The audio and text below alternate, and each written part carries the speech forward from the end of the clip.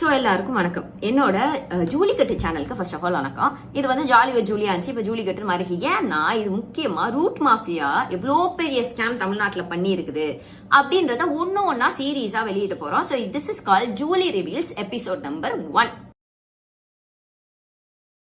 இந்த எபிசோடோட முழு சீரீஸ்ல நம்ம யாரை ரிவீல் பண்ண போறோம்? ஜூலி நல்லவன் ரிவீல் பண்ண போறது இல்ல, ரூட் மாஃபியா இப்பெல்லாம் வேலை செஞ்சிருக்கு அப்படின்றத ரிவீல் பண்ண போறோம். சோ ஃபர்ஸ்ட் அதுக்கு முன்னாடி ஒரு ஆடியோ ரெக்கார்டிங் போடுறேன். அந்த ஆடியோ ரெக்கார்டிங்க வந்து கேட்டுட்டு வந்துருங்க. யாரு அந்த அந்த கார்த்திக் அப்படிங்கிறவரும் ஒரு அட்வொகேட் ஒருத்தரும். ஓகே. இந்த கிட்னி பிரச்சனையில வந்து நீங்க உங்க பெரியமே சேர்த்து ஜூலி அவங்க ஹஸ்பண்ட் எல்லாருமே இன்வால்வ் ஆயிருக்காங்க. அவங்களுக்கு வந்து இந்த நெட்வொர்க்கோட தொடர்பு இருக்கு. சில இவங்களால சில பேர் பாதிக்கப்பட்டிருக்காங்க அப்படின்னு சொல்லி இப்ப பொது வெளியில வீடியோ எல்லாம் கூட போட்டிருக்காங்க. நீங்க பாத்துருப்பீங்கன்னு நினைக்கிறேன். நான் பாக்கல சார், சொல்லுங்க சார். பாக்கலையா? அதான் அவங்க வந்து இந்த மாதிரி சொல்றாங்க, உங்க மேலையும் உங்களையும் சேர்த்து தான் சொல்றாங்க. சரி சார். அதான் அதுக்கு உங்களோட பதில் என்ன? பதில் வந்து சொல்லுவாங்க சார். சரியா? ஜூலி சொல்லுவாங்க. சரியா? யாரு? ஜூலி சொல்லுவாங்க சார். ஜூலியா? அதான் உங்ககிட்ட கேட்கலாமா, இருக்காங்களா, பேசலாமா? இல்ல சார், நான் வெளியில இருக்கேன். சரியா? நான் அவங்கள்ட்ட பேசுறேன். உங்க பேரையும் குறிப்பிட்டு தான் சொல்றாங்க அவங்க சார். நான் அவதூறுக்குலாம் நான் பேசுறது இல்ல சார். சரியா? அதை வந்து பாத்துப்பாங்க சார் அவங்களே. சரியா? நன்றி சார். நீங்க அதை பத்தி எதுவும் பேச விரும்பலையா? எனக்கு தெரியாது சார், அதை பத்தி தெரியாத விஷயத்தை பத்தி பேச சொல்றேன். எனக்கு ஒண்ணுமே புரியல சார். சரியா? சரி இல்ல, உங்க பேரை இன்வால்வ் பண்ணிருக்காங்க, அதனாலதான் நான் உங்களை கேக்குறேன். சரி சார், நான் உங்கள்ட்ட சொல்றேன் சார். ஓகே. இந்த ஆடியோ சரியா 3/4/2026 ஈவினிங் 4:43 அப்ப என்னுடைய கணவருக்கு வந்த ஆடியோ கால். சோ இத கால் பண்ணி பேசுறது யாரு அப்படின்னு உங்க சர்ப்ரைஸா வெளியிடணும்னா, இத கால் பண்ணி பேசுனது ஐயனார் ராஜன். இவர் எந்த பத்திரிகை இல்லைன்னா பிரபல பத்திரிகை. முடிஞ்சா கெஸ் பண்ணுங்க பாப்போம். கஷ்டம்தான். 100 வருஷம் பாரம்பரிய பத்திரிகை. நம்ம விஜய் அண்ணன் கூட வந்து இந்த பத்திரிகை பத்தி பெருமையா பேசினாரு. சோ அந்த பத்திரிகையா சேர்ந்த ஒரு விகட கவி, நேர்மையானவர், அதாவது ஒருதலை பட்சமாக யோசிக்காம எத்திக்கலா யோசிச்சு உண்மையை ரிவீல் பண்ணக்கூடிய ஐயனார் ராஜன் அவர்கள். என்னோட ஹஸ்பண்ட் ரொம்ப தெளிவா என்ன சொல்லியிருக்கிறாங்கன்னா, இது மாதிரி அவர் வெளியே இருந்தாரு, அதனால இதை பத்தி பேசல, இதை பத்தி ஜூலி பேசுவாங்கன்னு சொல்லி 3-4 அன்னைக்கு வச்சாச்சு. 4ஆம் தேதி காலையில ஷார்ப்பா காலையில வந்து சூப்பரா லிங்க் எல்லாம் போட்டு ஜூலி வந்து கிட்னி திருடி, ஜூலியோட குடும்பம் சம்பந்தம் இதுல, அது மட்டும் இல்லாம இவங்க வந்து பேச மறுத்துட்டாங்க அப்படின்னு அவரே நினைச்சுக்கிட்டாரு. நாங்க மறுக்கல, அப்புறம் பேசுவாங்கன்னு சொன்னது அவரே நினைச்சுக்கிட்டாரு. இதுக்கு நியாயம் கேட்டு என் ஹஸ்பண்ட் திரும்பி கால் பண்ணாரு. அந்த காலிங்கோட ரெக்கார்டிங்ஸ், ஆடியோ கிளிப்பிங்ஸ் அதையும் வந்து நான் போடுறேன். ஹலோ சார், வணக்கம். வணக்கம், சொல்லுங்க. நேத்து எனக்கு கால் பண்ணி நீங்க நினைப்பிருக்கா? சாயந்தரம் போல நீங்க வந்து இந்த இதை பத்தி பேசணும், ஜூலிட்ட பேசணும். ஜூலி இல்லைன்னு சொன்னேன். அதுக்கப்புறம் நான் வேலையா இருக்கேன் சார், கூப்பிடுறேன்னு சொன்னேன். நீங்க வந்து என்கிட்ட எந்த விவரமும் முழுசா கேட்காம ஒரு பிரபல பத்திரிகையில ஒரு சாரா போட்டிருக்கீங்க. முழுசா கேட்கலாமா? இல்ல, உங்கள்கிட்ட கொடுங்க அப்படின்னதுக்கு நீங்க நான் வெளியில இருக்கேன், அவங்க வெளியில இருக்காங்க. ஆமா சார், நான் வெளியில இருக்கேன் சார், அவங்க வந்து வெளியில இருக்காங்க. இல்ல இருங்க, அதுக்கப்புறம் உங்க பேரையும் அவங்க குறிப்பிடுறாங்க அப்படின்னு சொல்லும் போது இது எனக்கு தெரியாதுங்க அப்படின்னு சொல்லிட்டு கேளுங்க. இது வந்து கமிஷனர் ஆபீஸ்ல அவதூறு வழக்கு சொல்றாங்கன்னு சொல்லிட்டு கம்ப்ளைண்ட் ஆல்ரெடி கொடுத்திருக்காங்க. அதை நீங்க பாத்தீங்களா இல்ல பாக்கலையான்னு தெரியல. இல்ல சார் வெயிட் பண்ணுங்க சார், நான் சொல்லிடுறேன். சரியா? ஓகே. நாங்க அவ்வளவு தூரம் என் ஹஸ்பண்ட் ரொம்ப பொறுமையா ஃபுல்லா எக்ஸ்பிளைன் பண்ணாரு. நாங்க வந்து கேஸ் கொடுத்துருக்கோம் அப்படின்னு. கேஸ் கொடுத்துருக்கோம்னு சொல்றப்ப அவர் சொல்றாரு, கேஸ் கொடுத்துருக்கோம் நீங்க தான் சொல்லணும். ஏன் ஒவ்வொருத்தரும் பாலிமர்ல நியூஸ் வந்துருச்சுன்னு லேப்டாப்பை தூக்கிட்டு தெரிஞ்சிட்டு இருந்தாங்களே, அப்பெல்லாம் நீங்க பாக்கலையா? ஏன் நீங்க யார்கிட்ட இருந்து இன்ஃபர்மேஷன் கலெக்ட் பண்ணீங்களோ அவரே தான் சொன்னாரு, அதை பத்தி நீங்க பாக்கலையா? கேட்டா நாங்க சொல்லணுமா? ஒரு பத்திரிகையாளர் பேசும்போது நான் அப்புறம் பேசுறேன்னு சொல்றதே ஒரு தப்புன்னு சொல்லி நீங்க போடுறீங்கன்னா எனக்கு இது எந்த விதத்துல நியாயனே புரியல.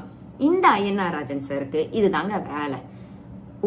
ஆல்ரெடி அவரை வந்து நான் என்னுடைய நம்பர்ல பிளாக் பண்ணி வச்சிருக்கேன். என்னை பத்தி ஆல்ரெடி இது மாதிரி ஒரு அவதூறு செய்தி போட்டாரு அப்படின்னு நான் கால் பண்ணி கேட்டிருக்கேன். பிளாக் பண்ண ரொம்ப வருஷமா பிளாக் பண்ணிருக்கேன். அதனால தலைவர் என்னைய கால் பண்ணல, என்னைய கான்டாக்ட் பண்ண முடியாது. அதனால என் ஹஸ்பண்ட் கிட்ட கால் பண்ணி அவரை கான்டாக்ட் பண்ணி பேச ட்ரை பண்ணியிருக்காரு. அப்புறம் என் ஹஸ்பண்ட் வந்து கால் பண்ணி, என்னங்க இது மாதிரி போட்டிருக்கீங்க, நாங்க பேசுறோம்னு சொன்னோமே, நீங்க இன்னைக்கு பேசிருக்கலாம், இல்ல வந்து நாளைக்கு பேசிருக்கலாம், இல்ல நான் வரும்போது வீட்டுக்கு வரும்போது நைட் 10 மணி ஆகி போச்சு, என் மனைவி மறுநாள் பேசிக்கலாம்னாங்க. அதுக்குள்ளேயே ஏன் போட்டீங்கன்னா எடிட்டர் போட சொன்னாங்க. எடிட்டர் வந்து சென்சேஷனுக்காக போட சொன்னாங்க. அப்ப உன்னோட சென்சேஷனுக்கு உங்களோட போதைக்கு நான் தொக்கா, நான் ஊருகாவா? சரி, என் ஹஸ்பண்ட் வந்து இதுக்கான ஃபுல் விளக்கத்தை கொடுத்ததுக்கு அப்புறம் போடுறேன்னு சொன்ன நீங்க இன்னைக்கு வரைக்கும் அத பத்தின ஒரு எடிட் கூட பண்ணது கிடையாது. ஏன் உங்க எடிட்டர் சொல்லலையா எடிட் பண்ணக்கூடாது? இல்ல உங்க ரூட் மாஃபியா வந்து சொன்னுச்சா, இல்ல அவ கெட்டவையா, அவ என்ன பண்ணாலும் கெட்டவ, இதை மட்டும் தான் மக்கள் கிட்ட வந்து ப்ரொஜெக்ட் பண்ணணும் உங்க ரூட் மாஃபியா சொன்னுச்சா? இந்த கரெக்டா இந்த பிட்ட கேட்டீங்கன்னா தெரியும். இல்ல அவங்க என்ன சொல்றாங்கன்னா, ஆதாரத்தையும் சொல்லாதீங்க, கம்ப்ளைண்ட் உங்க மேல அவதூறு வச்சிருக்காங்களா அத வந்து சொல்லுங்க, அதுக்கு வந்து நாங்க ஆக்ஷன் எடுப்போம், கண்டிப்பா எடுப்போம். எடுக்கும் போது அந்த நீங்க ஆதாரத்தை வெளியில சொன்னீங்கன்னா அவங்க வந்து அதை கலைக்க விரும்புவாங்க, முயற்சிப்பாங்க. அப்ப எங்களால நடவடிக்கை எடுக்க முடியாது. அதனால ஆதாரத்தை கேட்க மாட்டோம் உங்ககிட்ட. குறைஞ்சபட்சம் அந்த பையன் வந்து எனக்கு ஜூலி தெரியாதுன்னா எனக்கு தெரிஞ்ச பையன் தான், அவன் வந்து வேற ஏதோ ஒரு உள்நோக்கத்தோட பண்றான். அதுதான் சார் உண்மை. சரி, அந்த பையன் தெரியா எல்லா இடத்துலயும் சொல்றான் ஜூலியை தெரியாது, ஜூலி கணவரை தெரியாங்கிறான். ஆனா அது உண்மை கிடையாது.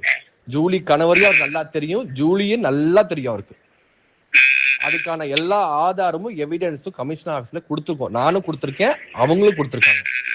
என்கிட்ட என்ன ரீதியா அவன் பேசுனா, அவங்கள்ட்ட என்ன ரீதியா பேசுனா அப்படின்னு தெரியும். ஆனா எல்லா மேடையிலையும் யாரோ ஒருவர் அப்படிதான் அவர் ப்ரொஜெக்ட் பண்றாரு.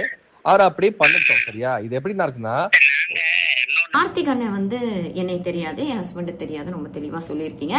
சூப்பர் அண்ணா. உங்களுக்கு என் ஹஸ்பண்ட் எத்தனை வருஷமா தெரியும், என்ன எத்தனை வருஷமா தெரியும் அப்படின்றத நாங்க ஐயனார் கிட்ட மட்டும் தாங்க சொன்னோம், நாங்க வேற யார்கிட்டயும் சொல்லல. ஆனா ஐயனார் சார் எவ்வளவு வேகம்னா போனை வச்ச மறு நிமிஷம் கால் பண்ணி கார்த்திக் அண்ணனுக்கே சொல்லிட்டாரு. அது மட்டும் இல்ல, இந்த ஜூலியோட புருஷனை பத்தி நம்ம கொஞ்சம் பேசுவோமா? ஜூலி புருஷன் என்ன பண்ணிட்டு இருக்காப்ல அப்படின்னா, இந்த மீடியால இருக்க என்னோட ஃப்ரெண்ட்ஸ், மியூச்சுவல் ஃப்ரெண்ட்ஸ் கிட்ட எல்லாம், கார்த்தி 2 வருஷத்துக்கு முன்னாடி என்கிட்ட பிக் பாஸ்க்கு ஹெல்ப் கேட்டான், நான் ஹெல்ப் பண்ணல அப்படின்னோடனே இந்த வேலையை பார்த்துக்கிட்டு இருக்கான் அப்படின்னு. டே லூசு பயல, சாரி, 2 வருஷத்துக்கு முன்னாடி நான் எல்லா காஸ்டிங் டைரக்டர்ஸ் கிட்டையும் என்னோட பிக் பாஸ் போர்ட்ஃபோலியோவை சென்ட் பண்ணியிருந்தேன்டா. என்னோட நிறைய செலிபிரிட்டி ஃப்ரெண்ட்ஸ் கிட்ட சொல்லி சேனல் எடுக்கிட்ட என் ப்ரொஃபைலை ரெஃபர் பண்ணுங்கலாம் சொல்லியிருந்தேன். அப்படிதான் உன்னையே நம்பி சொன்னேன். ஆனா நீ எவ்வளவு கேவலமானவேன்றது எனக்கு இப்பதான்டா தெரியும். இந்த பாருங்க, அவருக்கு வந்து உங்களுக்கு தெரியும்னு சொன்னாங்க, நீங்க ஏன் சொல்லலன்னு கேட்டாரா என்னன்னு தெரியல. அவர் மறுநாள் சூப்பரா வீடியோ வந்து உட்காந்துக்கிட்டு, நான் பிக் பாஸ் சான்ஸ் கேட்டேன், எல்லாருக்கிட்டையும் கேட்ட மாதிரி தான் கேட்டேன், அது மாதிரி தான் உங்ககிட்டையும் கேட்டேன், இது மாதிரி வந்து எல்லார்கிட்டையும் சொல்லிட்டு, எல்லார்கிட்டையும் எல்லாம் சொல்லல, ஒரு பத்திரிகையாளர்கிட்ட நாங்க சொன்னோம் நியாயம் கிடைக்கும்னு. எப்படி ஒரு பத்திரிகையாளர் நடுநிலைவாதி, அவர்னால எங்களுடைய கருத்துக்கள் மக்களை போய் சேரும், 100 வருட பாரம்பரிய பத்திரிக்கை, விஜயனா தூக்கி புகழ்ந்த பத்திரிக்கை கொண்டு போய் ஒரு விஷயத்த சேர்க்கும் அப்படின்னு என் ஹஸ்பண்ட் ரொம்ப ஹோப்ஃபுல்லா ரொம்ப நம்பினாரு. நம்பி மொத்த ஹிஸ்டரி ஒப்பிச்சாரு. ஏன் போடல? ஏன் சார் இவ்வளவு நாள் ஆச்சு அவங்களுக்கு எடிட் பண்றதுக்கு? நான் இந்த ஃபுல் அந்த லிங்க், அதோட ஸ்கிரீன்ஷாட்ஸ் எல்லாம் எடுத்து வச்சிருக்கேன், கீழேயும் போடுவேன். உங்களுக்கு தேவையான சென்சேஷன் கிடைக்கும், உங்களுக்கு தேவையான வந்து என்ன சொல்றது, வியூஸ், லைக்ஸ், சப்ஸ்கிரிப்ஷன்ஸ் எல்லாம் கிடைக்கும் சார்.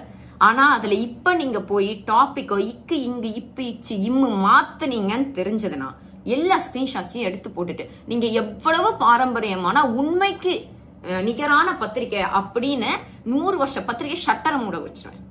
யோசிக்கவே மாட்டேன் சார். இன்னைக்கு எல்லாரும் நினைப்பீங்க இது வந்து ஜூலி வந்து அவளோட பேரை கிளியர் பண்றா அப்படின்னு. ஏன்னா எல்லாரும் ஸ்டிக்கர் ஓட்டுறீங்க, டிஎம்கே தோத்ததுக்கே ஜூலி தான் காரணம் அப்படின்னு வந்து ஸ்டிக்கர் ஓட்டுறீங்க. உங்களுக்கு புரியல.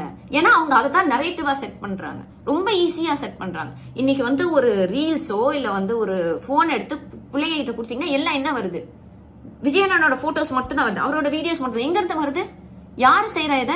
Root mafia. அதுவும் இந்த மொத்தமா செஞ்சு என்னோட வாய்ஸ அடக்கணும்ன்றதுக்காக கிட்டத்தட்ட 30-40 லட்சம் செலவு பண்ணிருக்காங்க. நான் யோசிக்கிறேன், நம்ம அவ்வளவு ஒர்த்தா ஜூலிமா அப்படின்னு.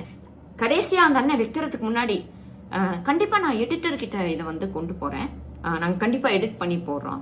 ஆதாரம் மட்டும் நம்ம வந்து ஒரு என்ன சொல்றது, நம்ம மேல வந்து ஒரு அவதூறு வழக்க வந்து முத்திரையை போச்சுட்டே இருப்பாங்க. அதுக்கு நம்ம வந்து இடம் கொடுக்க கூடாதுன்னு தான் அமைதியா இருக்கு. அந்த வழக்குக்கு முக்கியத்துவம் கொடுத்து நாங்க அதுக்கு ரெஸ்பெக்ட் பண்ணி இருக்கோம். அவ்வளவுதான் விஷயம் சார். சரி, ஓகே. நானு எடிட்டர் பார்வைக்கு கொண்டு போறேன். கொண்டு போங்க. போயிட்டு நீங்க இந்த மாதிரி பேசுறீங்கிற அப்படின்றத நான் சொல்லிட்டு பதிவு பண்றேன். பதிவு பண்ணிட்டு நம்ம அதுக்கு என்ன இது பண்ணணும் அதை பண்ணலாம். பண்ணுங்க. ஓகே.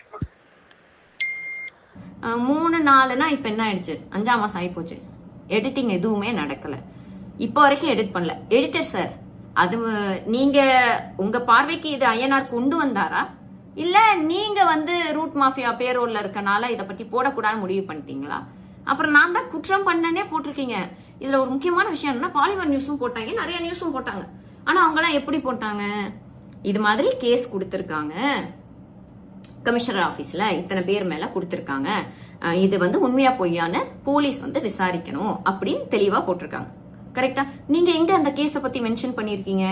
மென்ஷன் பண்ணல. அப்ப ஒரு பத்திரிகையாளர் ஒருத்தவங்களை கான்டாக்ட் பண்ணும்போது ஒரு கேஸ் அவங்க கொடுத்திருக்காங்கன்றத கூட தெரியாம நீங்க இன்டராகேட்டிவா இருக்கலாம் சார், தப்பே கிடையாது. பத்திரிகையாளரோட தர்மமே அது, அவங்க இன்டராகேட்டிவா இருப்பாங்க, ஆனா மேனிப்புலேட்டிவா இருக்கக்கூடாது. நீங்க ரூட் மாஃபியாவோட பேரோல்ல இருக்க ஒரே காரணத்துக்காக உங்க 100 வருஷ பாரம்பரியத்தையும் இந்த ஒத்த ஆடியோல வந்து மொத்தமா இழக்க போறீங்க. இது வந்து நீங்க கண்டிப்பா மன்னிப்பு போட்டாகணும். என்னுடைய ரிக்வெஸ்ட் அவ்வளவுதான், நீங்க கண்டிப்பா மன்னிப்பு போட்டாகணும். அண்ட் நாங்க கல்யாணம் ஆகி கரெக்டா ஒரு 3ஆவது மாசம்னு நினைக்கிறேன். 3ஆவது மாசத்துல இருந்து இவ்வளோ பெரிய பிரச்சனை, நாங்க எவ்வளவு தூரம் ஸ்ட்ரெஸ் அண்டர்கோ பண்ணிருப்போம். என் ஹஸ்பண்ட் எவ்வளவு சாஃப்டா, எவ்வளவு தூரம் உங்களுக்கு மேல நம்பிக்கை வச்சு இதை வந்து பேசி நீங்க கண்டிப்பா போட்டுருவீங்க பிரபல பத்திரிக்கை அப்படின்னு நம்பினார். அவர் நம்பிக்கையை கெடுத்துட்டீங்க. நீங்க அவர் நம்பிக்கையை கெடுத்ததுனா ரொம்பலாம் பெருமைப்பட்டுக்காதீங்க. மொத்த மக்கள் இத்தனை வருஷம் உங்களை நம்பின மக்களோட நம்பிக்கைய சுக்குநூறா உடைச்சிட்டீங்க. ரூட் மாஃபியாவோட இன்னொரு பெரிய ஸ்கேம் என்னன்னா, ஒவ்வொரு இன்ஃபுளுசர்ஸ் ஒவ்வொரு குழந்தைகளையும் வச்சு, ஏ ஜூலி நீ என்ன பெரிய ஆள் தெரியுமா அப்படிலாம் பேச வைக்கிறீங்களே, வெக்கமா இல்ல? வெக்கமா இல்ல? இன்ஃபுளுசர்ஸ்க்கும் உங்க பேரண்ட்ஸ்க்கும் இன்ஃபுளுசர்ஸ்க்கும் கிடைக்கக்கூடிய அந்த 10,000 ரூபாய் காசுக்காகவே அவ்வளவு தூரம் பேசுனீங்க?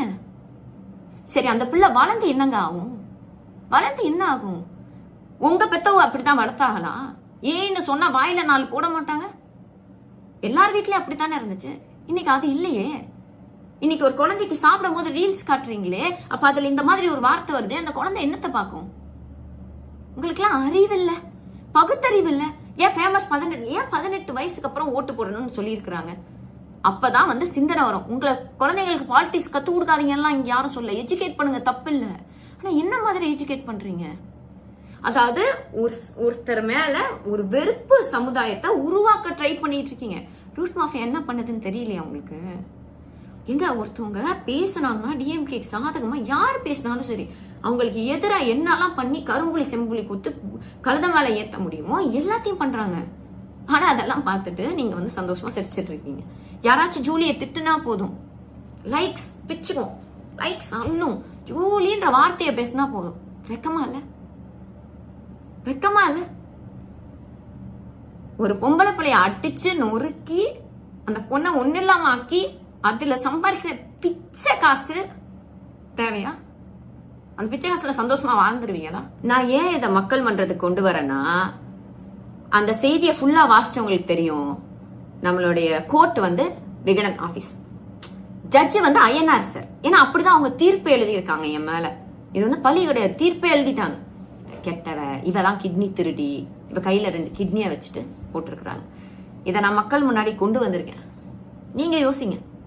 ஓகே, இந்த பொண்ணு என்ன தப்பு பண்ணுச்சு, ஏன் இந்த பொண்ணு மேல அவதூறு போட்டாங்க, இத்தனை நாள் இல்லாத ஒரு விஷயத்த இந்த பொண்ணு பேசுனதுக்கு அப்புறம் ஏன் கொண்டு வந்தாங்க, இதை வச்சு இவ ஏன் டிஎம்கே வரைக்கும் சாயம் பூசுறாங்க, ஏன் இந்த பொண்ணு காசு வாங்கிருச்சு, இது வாங்கிட்டு பேசுது, அது வாங்கி, எதுக்கு இவ்வளவு நரேட்டிவ் செட் பண்றாங்க? ஏன்னா எனக்கு கடவுள் கொடுத்த ஒரே ஆசீர்வாதம் என்னோட வாய்ஸ். இந்த வாய்ஸை முடக்கணும்னு நினைச்சீங்கன்னா கடைசி மூச்சு இருக்கிற வரைக்கும் நான் மக்களுக்காகவும் எனக்காகவும் எல்லாத்தையும் தாண்டி எனக்கு செல்ஃப் ரெஸ்பெக்ட், எனக்கு செல்ஃப் டிக்னிட்டி இருக்கு. நான் எனக்காக நிக்கணும். எனக்காக நான் பேசலன்னா யார் பேசுவா? யாரும் பேச மாட்டா.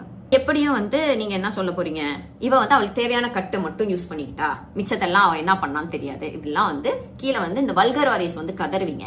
கதறுங்க, தப்பு கிடையாது. நான் இந்த சீரீஸ் முடிஞ்சதுக்கு அப்புறம் எல்லா ஆடியோவும் சேர்த்து ஒரு வீடியோவா போடுறேன். ஏன்னா இன்னும் நிறைய ஆடியோ, நிறைய ஸ்கிரீன்ஷாட்ஸ், நிறைய ரிவீலிங்ஸ் எல்லாம் இருக்குல்ல, அதுக்கெல்லாம் வெயிட் பண்ணுங்க. ஸோ மறக்காம ஜூலிகட் சேனல் லைக் பண்ணுங்க, ஷேர் பண்ணுங்க, கமெண்ட் பண்ணுங்க, ஃபாலோ பண்ணுங்க. உங்களுடைய சுய புத்தியை யோசிச்சு அடுத்த வாட்டி யாராச்சும் யாரை பத்தி சொன்னாலும் சரி, உண்மையா பொய்யான்னு கொஞ்சமாச்சும் யோசிச்சு கமெண்ட் போடுங்க. நன்றி.